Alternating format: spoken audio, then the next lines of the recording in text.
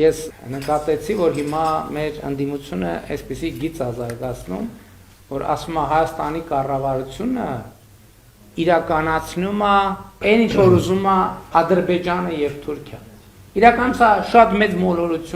մեծ մոլորություն եւ սա ցույց է տալիս, թե իմ կարծիքով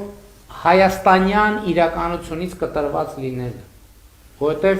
ես այսօր երբ որ այս վերնագրերի շուրջ մտածում էի, ինքս իմ մեջ եւ Աստծո ներկայությամբ ես ինքս ինձ հարց եմ տալիս, իսկ ում ասածով եմ,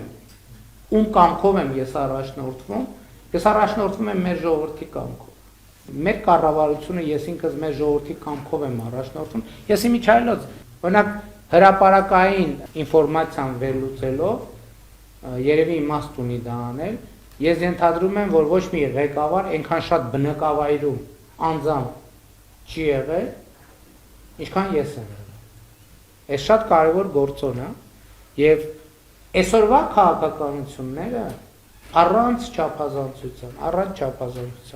այն քաղաքականությունները, որ մենք այսօր իրականացնում ենք, խաղաղության օրակարգը, իրական Հայաստանի գաղափարախոսությունը, 4-րդ հանրապետության գաղափարը, այդ ամբողջ քաղաքականություն, տարածաշրջանացման եւ խաղաղության այս ռազմավարությունը բառ առ բառ նախադասություն առ նախադասություն հավաքագրված են մեր ժողովրդի հետ շփումներ։ Սա շատ կարևոր է։